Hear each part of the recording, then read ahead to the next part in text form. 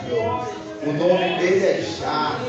Podemos aceitar dele. O nome dele é Já, ele não muda. Ele é o grande Deus. Ele é o Senhor dos senhores. Ele é o grande eu sou. Amém? Você pode dar mais uma salva de palmas para Jesus? Aleluia! Nós agora vamos ouvir a palavra do Senhor. Evangelista Bruno, por gentileza, meu amigo. Pastor Bruno é nosso amigo, né? Sobrinho do pastor João Batista. Para quem nasceu já encontrou um berço de ouro já, né? O pastor João Batista é bênção demais. E ele é discípulo do pastor João Batista, né? Então, tem muito. Amém, irmãos? Deus ainda tem uma palavra para você nessa noite. Eu, às vezes, a pessoa fala assim, vamos entrar no momento mais especial do culto. Não. O culto é especial desde quando ele começou. Agora Deus só vai completar o que você já está recebendo. Amém? Deus abençoe. Evangelista Bruno. Glória a Deus. Aleluia, Jesus. Glória a Deus. Cumprimento a todos com a graça e a paz do Senhor Jesus. Amém? Glória a Deus. Amém. Quero aproveitar o ensejo que os irmãos estão assentados, conforme estão. Abra as vossas Bíblias, por favor. No Evangelho segundo escreveu Marcos, capítulo de número 5. E os versículos do número 25 ao número 34. Marcos, capítulo de número 5, versículo de número 25 ao versículo de número 34, uma história muito conhecida da igreja, tá? É uma história que já se pregaram muito sobre ela, e eu quero aqui apenas trazer algumas continuações daquilo que muitos pregadores já falaram em relação a esse texto. Aproveitando o ensejo, quero aqui agradecer a Deus pela oportunidade que o Senhor está nos proporcionando de podermos estar aqui mais uma vez para podermos fazer menção e exposição da palavra do Senhor. Quero aqui agradecer a pessoa do nosso amigo, o pastor Vanderlei, por nos ceder essa tribuna, este púlpito, para que podemos fazer menção e exposição da palavra do Senhor. Quero aqui também externar os meus agradecimentos e a minha alegria pela igreja. Deus abençoe a todos que aqui estão, na figura do pastor Vanderlei, pastor Fábio, também uma honra vê-lo aqui e saber que o Senhor, cada dia que passa, está somando com o pastor Vanderlei, também com a sua família. Bem, quantos acharam de uma glória a Deus?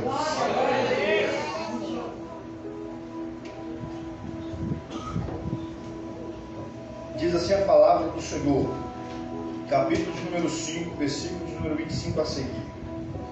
E certa mulher, que havia 12 anos tinha um fluxo de sangue, e que havia padecido muito com muitos médicos, e dispensando tudo quanto tinha, nada lhe aproveitando, isso antes indo a pior. Ouvindo falar de Jesus, veio por detrás entre a multidão e tocou no seu vestido. Porque dizia, se tão somente tocar nos seus vestidos, sararei. E logo se lhe secou a fonte do seu sangue, e sentiu no seu corpo estar já curada daquele mal. E logo Jesus, conhecendo que a virtude de si mesmo saíra, voltou-se para a multidão e disse, quem tocou nos meus vestidos?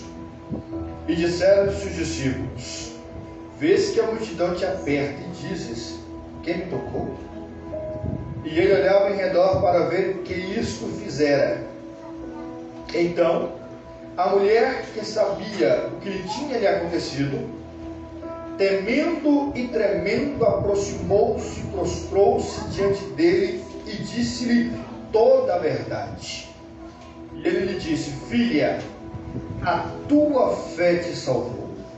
vai em paz e ser curada deste teu mal. Amém? Podem se assentar em nome de Jesus. Bem, meus queridos e meus amados irmãos em Cristo Jesus, lemos um texto no Evangelho segundo escreveu Marcos, que se encontra no capítulo 5, do versículo 25 ao versículo de número 34. Mateus também no capítulo 9, versículo 18 a 26. E Lucas, no capítulo 8, do versículo 40 ao versículo de número 56, ele traz e faz alusão a esse mesmo texto e a essa mesma história. É interessante que quando nós olhamos esses textos bíblicos que acabamos de ler, ele vai narrar uma das histórias mais comoventes, mais difícil e mais dramática dos evangelhos e de que toda a Bíblia vai nos trazer ao conhecimento. Essa história, de forma resumida, como disse Mateus, também Lucas, e traz o maior registro no Evangelho segundo escreveu o próprio evangelista Marcos. Marcos, quando nos apresenta essa mulher ela é apresentada a nós sendo uma colecionadora de derrotas, de fracassos no decorrer da sua vida. Era uma perda atrás da outra, e o texto bíblico vai nos apresentar logo então aproximadamente 5 perdas que esta moça, que esta mulher, ela tivera. E quando nós observamos a respeito dessas 5 perdas que ela tivera, é interessante tomarmos nota a saber que a primeira perda que nós observamos a respeito da vida desta moça ou desta mulher foi a perda de tempo. Capítulo 5, versículo 25, vai dizer da parte A: e certa mulher que havia quanto? 12 anos. Havia-se 12 anos. Dentro dessa proporcionalidade de 12 anos, é interessante nós tomarmos nota que foram 12 anos, não foram 12 dias. Foram 12 anos, não foram 12 meses. Foram 12 anos, não foram apenas dias especulativos. Mas quando nós observamos a respeito que ela teve a perda de tempo, foram 12 anos sem produtividade. Foram 12 anos sem realizar nada. Foram 12 anos que ela lutou contra um problema este que ela não vinha resultado que poderia sanar o problema a qual ela estava presenciando e vivenciando. A segunda perda que me chama a atenção que essa mulher sofreu foi a perda da sua saúde. Marcos capítulo 5, versículo de número 25, a parte B, vai dizer que ela tinha um fluxo de sangue, ou um fluxo hemorrágico. E é interessante que quando nós observamos este fluxo, era um fluxo que trouxe e acarretou problema dentro da sua questão física. E esta parte que me chama a atenção é interessante. Nós somos sabedores a respeito dessa mulher poucas coisas. E pouco que nós sabemos dessa mulher, cujo a Bíblia vai nos trazer dentro da sua questão anônima, é interessante que a biografia pequena que nós temos registrado, segundo a tradição cristã, vai chamar esta mulher ou Berenice ou Verônica. E além disso vai sugerir, conforme Eusébio de Cesareia, que ela possivelmente residiu na cidade de Cesareia de Filipe. Ela tinha um sangramento este que era um sangramento crônico. Sangramento crônico que foi um sangramento prolongado diante da sua vida. E é interessante que dentro da cultura judaica, quando nós observamos propriamente dito no livro de Levítico, capítulo 15, versículo 19 a 27, depois vocês pesquisam em casa, é interessante porque vai trazer uma narrativa a respeito de mulheres que tinham fluxos, dado no período a qual ela vivia. Só que o fluxo desta mulher já não era normal. Da normalidade passou à anormalidade. Porque o fluxo que ela sofria era um fluxo prolongado. aqui entra uma divergência entre alguns historiadores. Alguns defendem que esta mulher tinha um sangramento crônico, que era um sangramento prolongado de forma ininterrupta. Mas já tem outros que defendem que essa mulher tinha um sangramento, porém era intermitente, havia suas pausas, mas porém não deixava o fluxo de acontecer durante 12 anos. Mas é interessante que quando nós observamos a língua hebraica, a palavra hebraica, dado para prolongamento de fluxo, era conhecido como nidar, que significa impureza ou separação. Logo, essa mulher, possivelmente, segundo a tradição vai dizer, ela tinha o problema de zavar, que significa uma mulher que produz hemorragia contínua, prolongada, sem término e sem fim. Quando nós observamos a respeito dessa terminologia, é interessante tomarmos nota que esta mulher, a cada dia, perdia vida. A cada dia, ela perdia da sua própria vida em um prolongamento de 12 anos. Já era um milagre essa mulher estar viva. 12 anos de sangramento. 12 anos perdendo sangue. Segundo alguns historiadores, vão defender a tese que essa moça, ela pesava aproximadamente entre 49 e 50 quilos, devido ao problema hemorrágico que ela vivia no decorrer da sua vida. Logo, ela perdeu saúde. A terceira perda que me chama a atenção, que se encontra em Marcos capítulo 5, versículo 26, vai nos dizer que ela perdeu a sua economia. Quando olhamos o versículo 26, vai dizer assim, que havia padecido muito com muitos médicos, porque despendido tudo quanto tinha, nada lhe aproveitando isso, antes indo a pior. Olha para vocês verem, perdeu tempo, perdeu saúde, e agora perdera a questão econômica que ela tinha. A questão econômica não foi suficiente para sanar o problema que ela estava vivendo. E quando nós olhamos a questão desse sangramento dela sendo crônico contínuo, é interessante porque ela tentou tratar com vários médicos. Ela tentou tratar de várias formas. Segundo a cultura não cristã e não judaica, mas segundo o Talmud babilônico, no seu tratado Sabate 110a e 110b, vai prescrever 11 remédios que possivelmente era utilizado para o tratamento das mulheres que sofriam de fluxos hemorrágicos. E é tão interessante que esses tratamentos pareciam mais coisas supersticiosas do que realmente curas medicinais. É interessante porque nenhum médico conseguia tratar ou sanar este problema.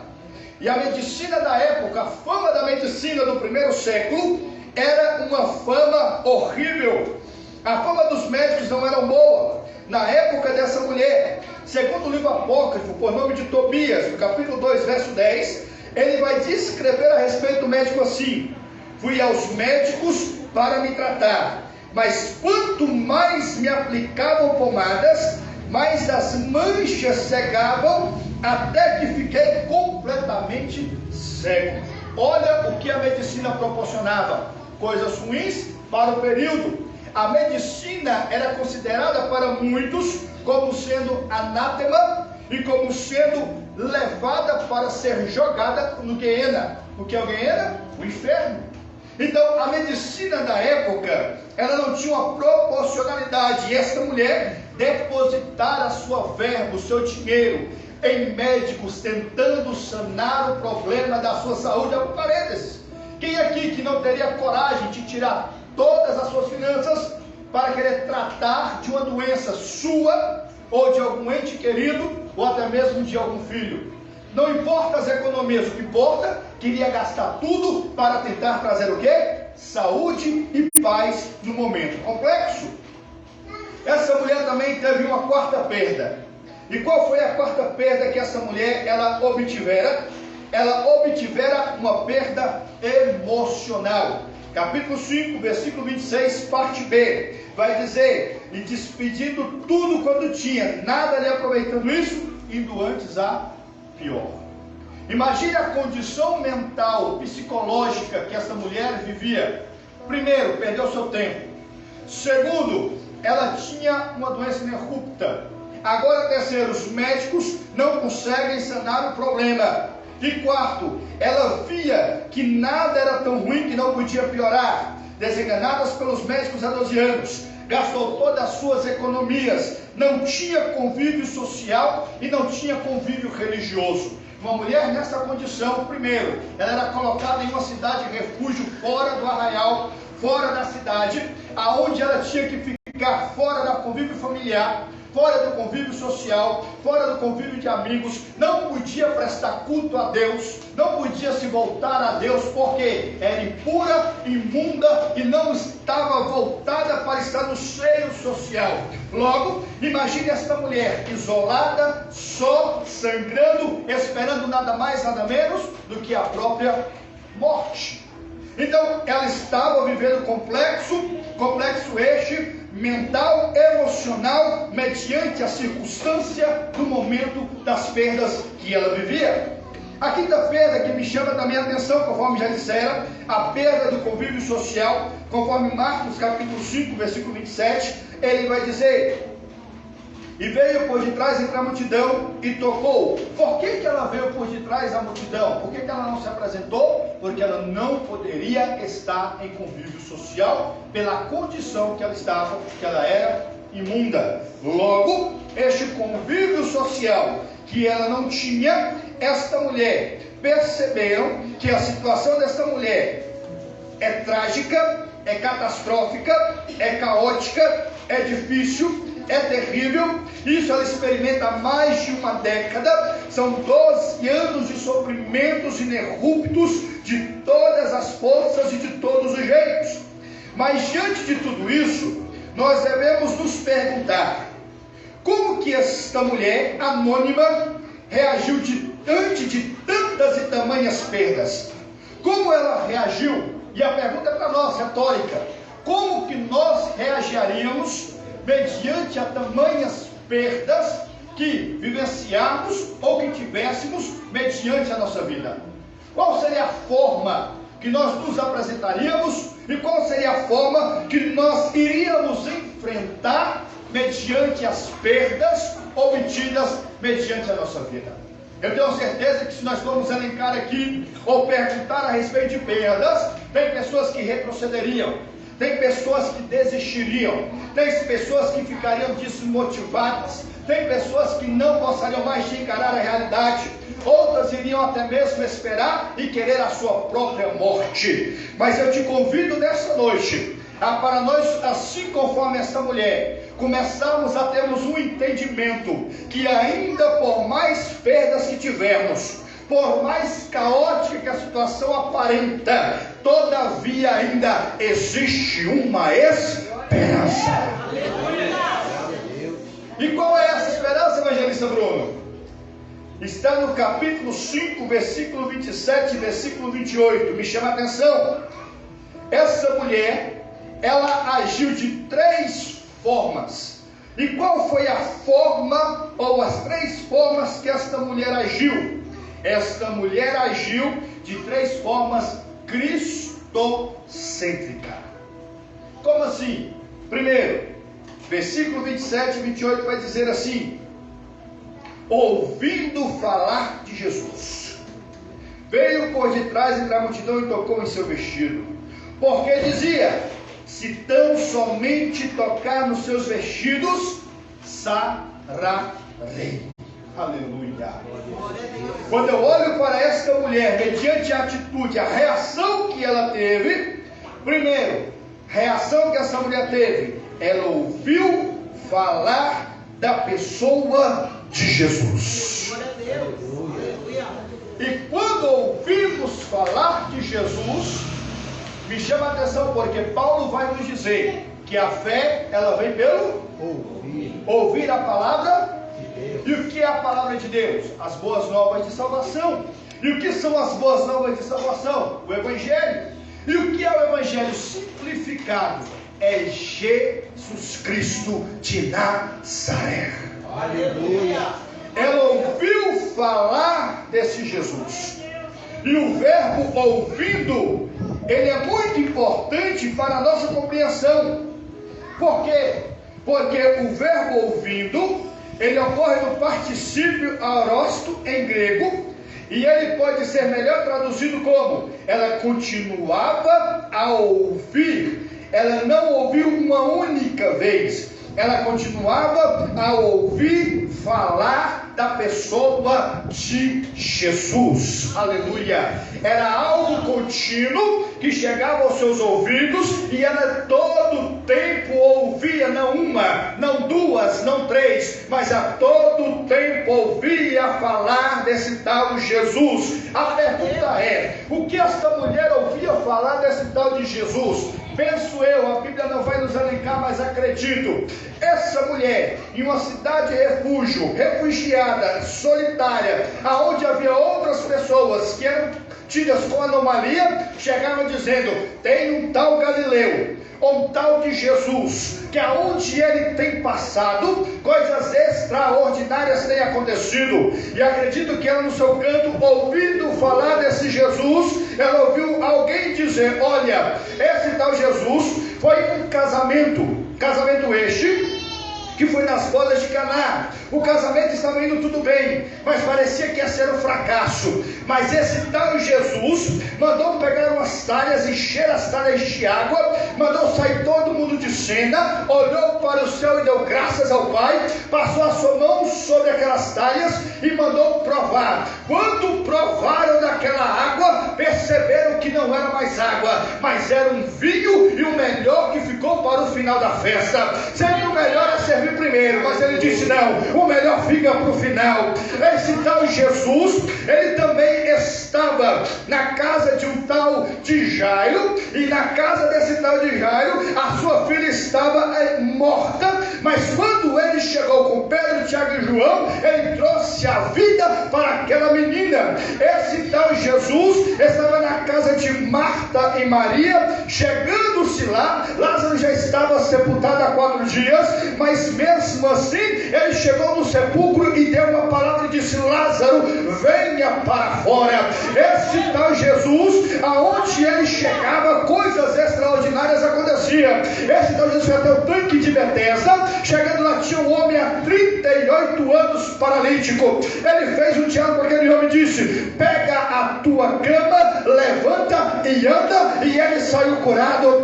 Este tal de Jesus foi até Tiro Sidom. Chegando lá, tinha uma cananeia que disse que a sua filha estava endemoniadamente moribunda, e ele trouxe uma palavra dizendo para ela: vai, porque a tua filha está sã e está curada. Esse tal Jesus, ele mandou os seus discípulos entrar em um barco.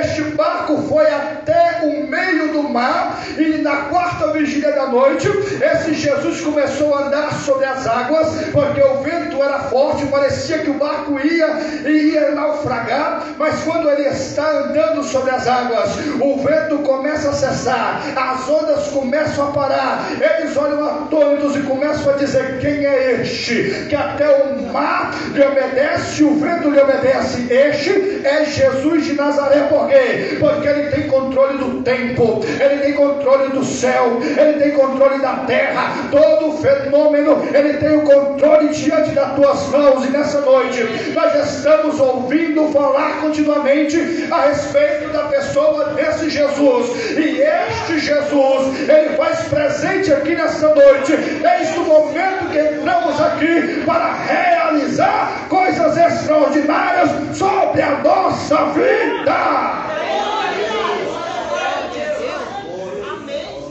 Ela ouviu falar de forma contínua a respeito desse Jesus.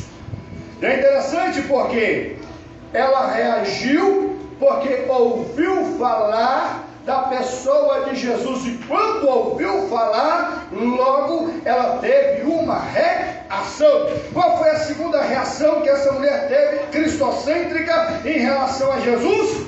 Ela se aproximou de Jesus. Não basta apenas ouvir falar. Ouvimos falar, mas tem a reação. E a reação qual é? Se aproximou de Jesus. Às vezes, mediante as derrotas impostas a nós, nos fazem muitas vezes desistir de aproximarmos de Deus, nos faz retrocedermos de nos aproximarmos de Deus. Com esta mulher as coisas foram bem diferentes. Mediante a todo o problema que ela vivia, ela poderia ter retrocedido e sequer se aproximar, mas ela tomou uma decisão melhor. Pelo fato de ouvir falar deste homem, ela tomou a decisão de querer se aproximar da pessoa de Jesus. Nesta noite eu quero te dizer, não retroceda, não desista, pelo contrário, vá ao encontro de Jesus, se aproxima diante de Jesus, vai ao encontro de Jesus. O tal de Zaqueu ouviu falar desse Jesus. A Bíblia diz que ele não queria tocar, ele não queria falar, mas ele queria apenas observar e se aproximar. É tanto que ele viu que a multidão era empecilho, então ele vai vencer a multidão. Era de pequena estatura, viu um sicômoro, sobe naquela árvore alta, e subindo naquela árvore, naquela figueira, ele agora vai ter uma visão melhor para saber quem é Jesus. Mas tem outro problema, ele não conhecia esse Galileu, ele não tinha Facebook, ele não tinha Orkut, ele não tinha Instagram, ele não tinha WhatsApp, ele não tinha Windows, ele não tinha nada de rede social. Logo, quem é esse Jesus? Ele, sem entender, ele queria saber, queria se aproximar, mas não sabia. Mas um tal do Galileu, ele para debaixo do sicômoro, olha para o alto. Zaqueu olha despercebido, pensou aquela troca de olhar, ele olhando para Jesus sem entender, e o seu coração começando a arder. Aí aquela voz doce chamada disse: Zaqueu, desça depressa, porque hoje convém me pousar na tua casa. E pensou ele descendo rapidamente para receber Jesus na sua casa. Ei, não retroceda, vai até o encontro dele, corra atrás dele, se aproxima dele, porque quando nos aproximamos dele, pode ter certeza que temos vitória, temos resposta, e o milagre de Deus vem sobre nós.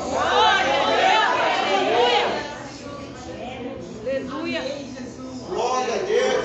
A terceira reação desta mulher, ela confiou perseverantemente no Senhor. E quando nós olhamos o verso de número 28, que vai nos dizer: porque dizia, se tão somente tocar nos seus vestidos. Aqui não é uma verbalização verbal, abrindo a boca para dizer. Ela está verbalizando para dentro. Ela dizia para si: se eu tão apenas tocar.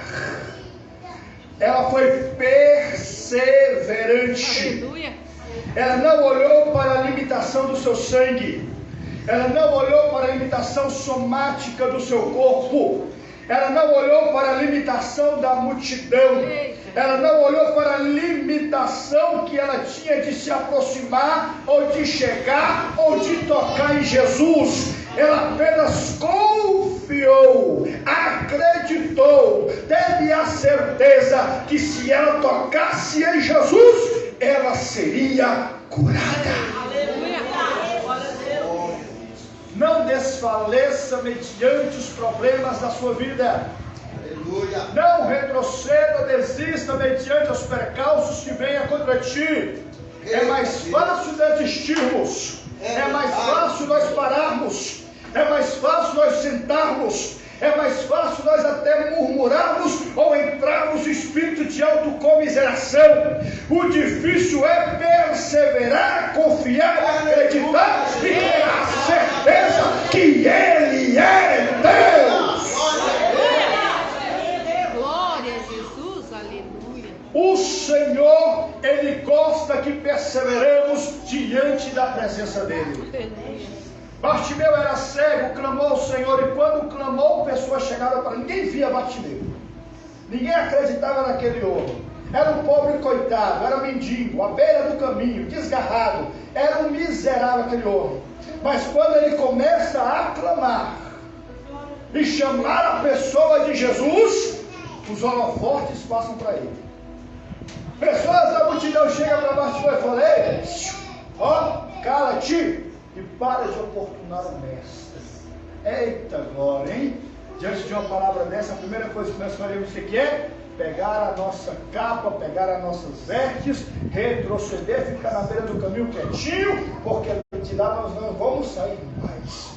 Mas Bartimeu fez o quê? Diferente.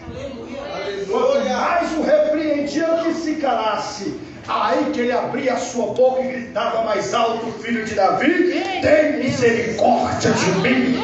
Não retroceda, não desista, persista em clamar e crer que Ele é Deus para mudar a sua vida.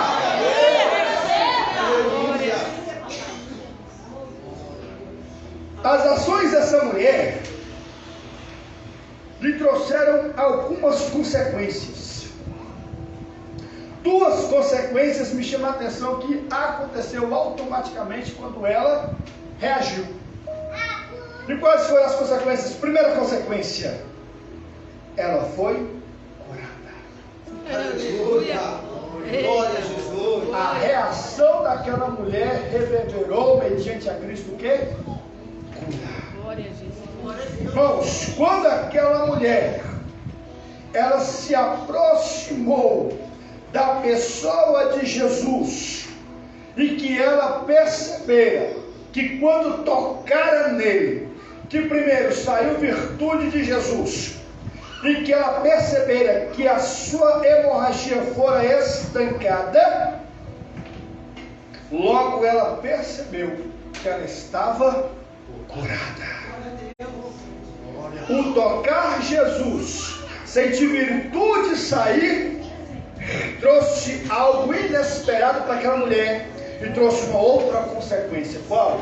Ela fez Jesus parar. Aleluia, Jesus! Há uma diferença entre eu, entre o pastor Vanderlei e entre todos nós pararmos. Nós paramos porque desistimos. Nós paramos porque nós não conseguimos. Nós paramos porque retrocedemos. Nós paramos porque somos fracos. Nós paramos porque somos limitados.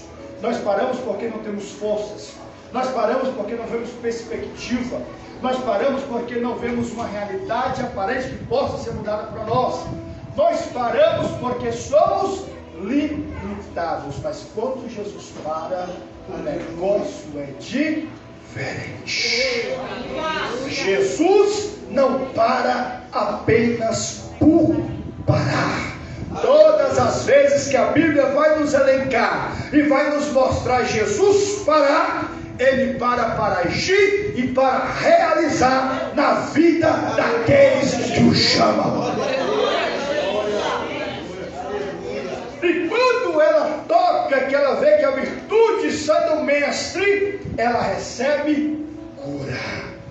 Eu te convido nesta noite, não pare, mas pare Ele, para que Ele possa parar aqui neste recinto, para que Ele possa parar sobre a tua vida, para que virtude possa ser dada sobre ti, e que você venha receber a unção de cura. Se é cura na alma, se é cura no espírito, se é cura no corpo, não tem problema. Ele tem poder suficientemente para trazer cura, para trazer alegria, para trazer vida, para trazer poder, para ressuscitar todos os sonhos perdidos nessa noite. Ele está parado no recinto para realizar milagres sobre a sua vida.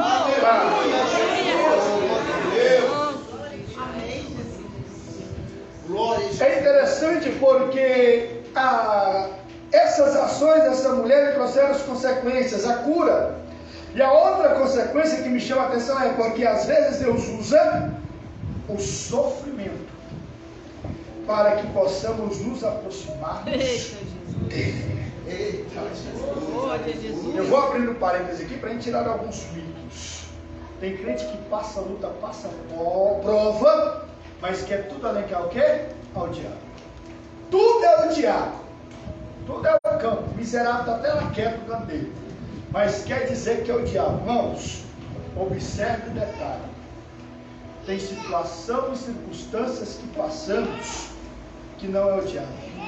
É o próprio Deus que proporciona para que possamos ter o conhecimento da pessoa dele para obter o resultado que ele quer sobre a nossa vida. Vou dar um exemplo simples. Livro de Jó. O primeiro capítulo traz a cena, aquela figura roubante, né? Satanás. Depois Satanás sai de cena e o diálogo agora é um monólogo entre o próprio Jó e o próprio Deus. Eles estão agora em um diálogo, conversando entre dois. E sabe o que me chama a atenção? É porque mediante a todo o sofrimento que Jó viveu, perdeu seus bens, perdeu os seus filhos, perdeu as suas riquezas, e agora está com a sua saúde debilitada. Ele vai dizer uma frase dentro do texto bíblico que é fantástica. Ele vai dizer assim: eu conhecia a Deus como de ouvir falar. Aleluia. Há uma diferença de você conhecer e ouvir, e há uma diferença de você conhecer pela experimentação. E quando eu falo com isso é interessante porque o verbo conhecer dentro da língua hebraica é o verbo yadar. E este verbo yadar, ele traz as duas nuances, tanto conhecimento teórico quanto conhecimento prático. E quando nós falamos tanto da teoria como da praticidade, ambas andam juntos. Observe, todo bom engenheiro, ele vai ter sempre um bom mestre de obra do seu lado. Por quê? Porque o engenheiro ele tem um conhecimento teórico, cálculos, tudo para trazer o documento ou uma planta bem organizada. Já o mestre de obra é diferente. Ele tem o conhecimento na prática, no olhar, no dia a dia, no trabalho. Por quê? Porque ele experimenta a obra a todo o tempo. O que é que já está nos dizendo? Eu conhecia de ouvir, mas agora é diferente. Eu conheço de experimentar. Tem pessoas que estão aqui nesta noite, que estão passando pela experimentação de Jeová. Deus está mostrando para você que agora você vai começar a ter experiência com Ele. Você não vai viver experiências alheias. Você vai ver aquilo que Deus quer realizar e fazer sobre a tua vida. E no final, você vai glorificar e vai dizer que somente Deus é Deus sobre a sua vida. Ele tem poder para isso. Nós não entendemos o agir dele, não é para entender, porque a ação dele, a vontade dele é boa, perfeita e agradável. Por mais que nós não compreendamos o agir dele na nossa vida, o resultado é que importa. E qual é o importante do resultado? Que não é para nossa autopromoção e glorificação, porque tudo ainda é para a honra e glória dele. Mas Deus usa o sofrimento para que possamos aproximar-nos dele. Irmãos, tem crente que só anda assim, se não for pela prova, não chega. Se dá bonança, distancia. Por isso que às vezes eu falo, é melhor você viver sempre na prova, mas estando perto de mim, do que te dando liberdade demais para viver fora da minha presença. Tem uma provinha aí, mas esteja perto de mim e sinta a minha presença. Outra consequência, transformou a vida da mulher e inseriu-a novamente em sociedade. Era impossível esta mulher voltar a estar em convívio social. Esta mulher, quando ela teve o fluxo hemorrágico, diz alguns estudiosos que ela começou aproximadamente entre os seus 12 a 14 anos. Pelo que consta da história, esta moça não era casada, porque não tinha como contrair matrimônio. Logo, essa moça não pôde contrair uma família. Logo, ela não pôde ter prole, filho, descendência. Agora já é uma jovem adulta. Imagine as consequências que esta mulher ela tivera. Mas Jesus, ele é tão fantástico, ele é tão maravilhoso, que ele realiza uma transformação ímpar e singular na vida dela. Por quê? Porque ela tocou nas vestes de Jesus. Ela parou Jesus. O sofrimento levou ela até o Senhor. E o Senhor agora trouxe transformação sobre a vida dela. Ela correu risco. Qual foi o risco? Ela não podia se aproximar diante da multidão. Porque se alguém percebesse que aquela mulher era imunda, aquela mulher poderia ser pega naquele ato e ser condenada à morte e ser apedrejada. Como ela via que o seu estado já era condenatório de morte, ela disse: eu vou arriscar, eu prefiro me aproximar e chegar naquele homem, tendo a certeza, pelo que eu já ouvi dele, que ele é o recurso que pode sanar o problema da minha vida, do que viver aqui neste lugar somente morrendo. Ela tomou uma atitude e foi. Quando ela vai enfrentando a multidão, rompendo, toca nas vestes, e Jesus para, que fala que tocou, saiu virtude, e Jesus para, ele faz uma indagação: alguém me tocou?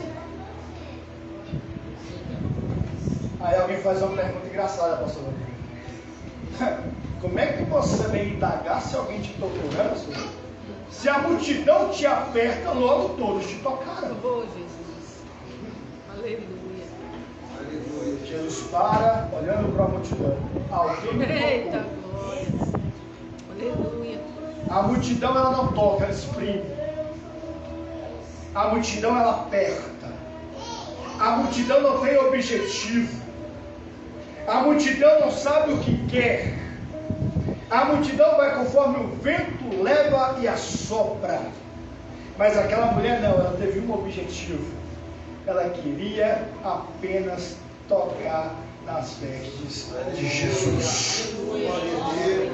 Porque somente eu tocando, preciso falar, eu serei curada. E quando Jesus para, que ela se aproxima dele, é o que me chama a atenção. Olha o diálogo que Jesus vai ter com essa moça.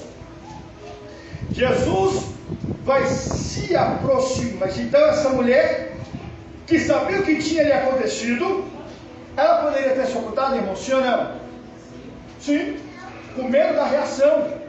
Mas deixa eu dizer uma coisa para os irmãos aqui nessa noite. Tudo que Jesus faz às claras. Aleluia. Aleluia. Tudo que Jesus faz é para ter evidência. Glórias. Porque a evidência não é para promoção humana. A evidência é para a glorificação dele. Aleluia. E quando ele traz a mulher, ele vai reagrupar e vai trazê-la ao convívio social. Então a mulher, que sabia que tinha acontecido, temendo, tremendo, aproximou-se e prostrou-se diante dele e lhe contou todo o quê? A verdade. Aleluia. 12 anos, mestre, que eu vivia de um fluxo hemorrágico, perdas atrás de perdas. Ouvi falar sobre ti, pensei comigo somente em tocar nas suas vestes. Sabia que se eu chegasse aqui eu poderia ser morto, se alguém me pegasse, ser apedrejada, mas arrisquei. Toquei nas suas vestes e senti poder do Senhor saindo e trazendo estancamento logo e trazendo cura para a minha vida. Jesus gosta de testemunho, irmãos. Olha que testemunho maravilhoso. E Jesus olhou para ela e disse, mediante a multidão: filha, a tua fé te salvou. Aleluia. Aí eu pergunto para os irmãos, o que é fé? O autor aos Hebreus, capítulo 11, versículo 1 vai dizer: é o firme fundamento das coisas que não se vê, e a convicção dos fatos que se... É o firme fundamento das coisas que não... Ela viu Jesus, ela tocou pelas costas sem ter o conhecimento. Oh, aleluia. É o firme fundamento das coisas que não... Mas ela tinha firmeza fundamentada que Jesus poderia curar. E a convicção, ela era convicta do fato que ela já esperava, que era a sua cura. E a Bíblia diz que sem fé é impossível agradar a Deus. Nesta noite você tem o resultado, e você tem a resposta, e você tem o caminho. Tenha fé, creia nele, acredite nele, tenha certeza dele, confie nele, que o mais ele fará sobre a sua vida. E quando ele fala, a tua fé te salvou, aqui é uma fé que me chama a atenção, que ela vai ter duas nuances.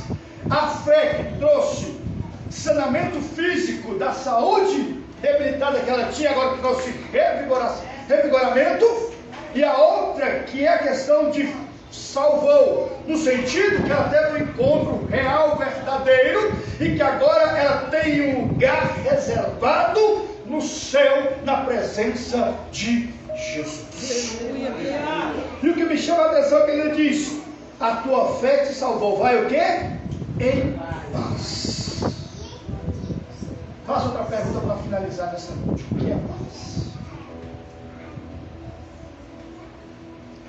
Eu nunca vi tanto falar de paz, conforme a mídia, políticos ou outras nuances mais têm reverberado nos dias contemporâneos. Quando fala-se de paz, nós vemos os jornais mostrando passeatas com placas, carreatas, dizendo bonito, placas desenhadas, paz. Observamos no Rio de Janeiro, lá na Lagoa Rodrigo de Freitas, artistas renomados, não renomados, pessoas famosas, fazendo cordões e dizendo que queremos paz. Aí alguém pode dizer o que é paz? Alguém vai dizer, paz é ausência de guerra e ausência de conflito. Ora, se paz é ausência de guerra e ausência de conflito, então está difícil, nunca teremos paz. O que é paz? João 16:33. No mundo tereis. No mundo tereis? Mas tem de o quê? Bom ânimo. Mas tem de o quê? Bom ânimo. Por quê? Jesus diz, em mim tereis, mas no mundo tereis, mas tem de? Porque eu venci. Observe o detalhe, que é paz. Paz não é ausência de guerra. Paz não é ausência de conflito. Pelo contrário, paz é você ter conflito, é você ter guerra, mas ter paz no seu coração. Colocar a cabeça serena sobre o travesseiro, tendo a certeza que o sentinela de Israel está todo o tempo zelando e cuidando sobre a sua vida. Você pode buscar, é igual a Bíblia diz, podemos colocar todo o recurso de segurança na nossa casa, mas se o sentinela não guardar, se o Senhor não guardar a nossa casa, em vão guarda o quê? A sentinela. Então quem traz e produz a verdadeira paz sobre nós mediante a caos, guerras, problemas, é a pessoa bendita de Deus. Ele nos fornece a paz verdadeira, paz essa que excede todo e qualquer entendimento, paz essa que o mundo não conhece, mas que eu e você experimentamos e temos a certeza dessa paz na nossa vida, que é a presença do Espírito Santo diante de nós.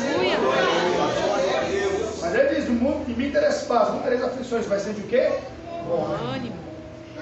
Irmãos, a palavra ânimo tem duas nuances. Desânimo significa uma pessoa vazia, sem Deus. Conversa com uma pessoa desanimada, uma pessoa que só sai palavras negativas, palavras ruins. Ah, meu emprego está ruim, minha família está assim, meu casamento é assim, meu não sei o que é assim. Já é coisa que não presta. Ora, conversa com a pessoa animada. A pessoa animada ela não tem frescura. Por quê? Porque é uma pessoa cheia da presença Aleluia. de Deus. Eita, É uma pessoa que é animada, é uma pessoa que não tem problema. Quando o teu casamento está passando prova, luta, está difícil, mas está uma bênção. Deus está no controle de tudo, vai se resolver. Como está no trabalho, é luta, é prova, lá no meu trabalho está uma bênção. Deus está entrando com providência. Tem todo motivo para estar triste, mas é tão animada, revigorada pela presença do Espírito Santo, que ela glorifica a Deus em todo tempo. Porque quem traz o ânimo é a presença dele. aleluia. Coloque de pé nessa noite. Glória a Jesus. Aleluia. Louvado seja Deus. Eu não sei como você adentrou sobre essas portas. Eu não sei quais são as perdas que você tem obtido no decorrer da sua vida. Eu não sei como tem sido os dias que vocês têm vivenciado. Mas a resposta da receita para o seu problema não é uma mensagem coach, que é coach também, gente, me desculpe.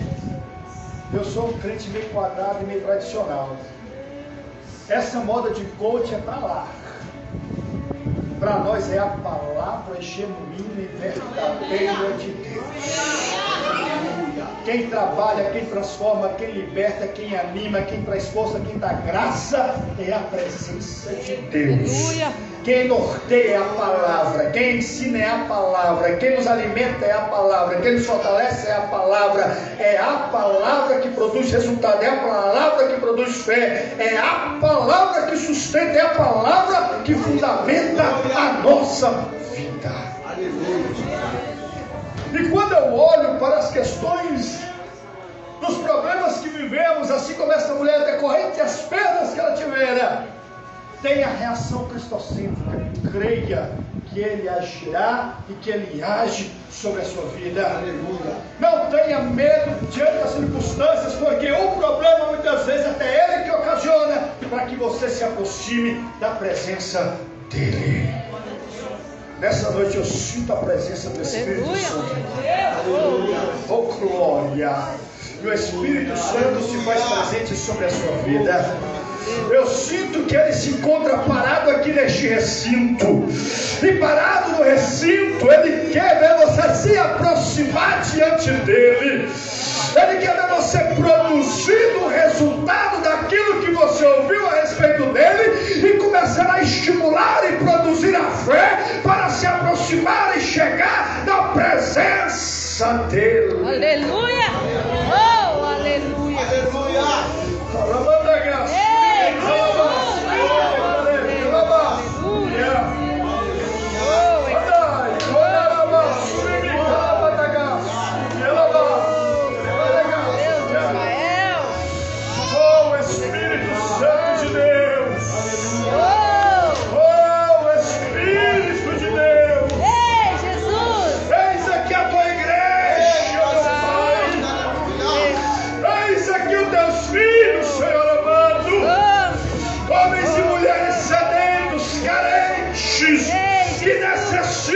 Que precisam e que querem cada vez mais desfrutar da presença do Senhor. Aleluia. Oh, aleluia. Deus, em nome de Jesus, não seja as perdas decorrentes da nossa vida, que não sejam os percalços mediante a nossa vida, aleluia, que não sejam as problemáticas que vêm contra nós, que vem a tentar fazer-nos desistir e retroceder de Ti, mas pelo contrário, meu Deus, que possamos nos aproximarmos, para que possamos cada dia mais prosseguir mediante conhecer ao Senhor. Deus, em nome de Jesus, eu apresento a Tua igreja, eu apresento Teus filhos, eu apresento as Tuas filhas. Eu não conheço conheço o coração, eu não sei o que se passa na mente, mas o Senhor é um Deus que esquadrinha mentes e esquadrinha cada coração. Aonde, meu Deus, a minha palavra não chega, a palavra poderosa do Senhor chega. Aonde as minhas mãos limitadas não podem chegar, as mãos onipotentes do Senhor toca. Aonde os meus olhos limitados não podem ver, os olhos da onisciência do Senhor vê. E nesta noite, ó Pai, em nome do Senhor Jesus, deste nome que está acima sobre todo nome, deste nome que há poder e autoridade, é que eu apresento teus filhos, a tua igreja amada, Deus. Vai, repreenda todo mal, arranca todo mal, que possamos, Senhor, a cada dia nos aproximarmos e sermos cheios da tua presença. Deus, muito obrigado, Senhor. Nós te glorificamos e nós te agradecemos. Em nome do Pai, do Filho e do Espírito Santo. Quantos podem dar uma salva de palmas para Jesus nessa noite? Se é para Jesus, pode melhorar. É para Ele, a honra é dele, a glória é dele, a unção é dele, o poder é dele. Tudo é para Ele.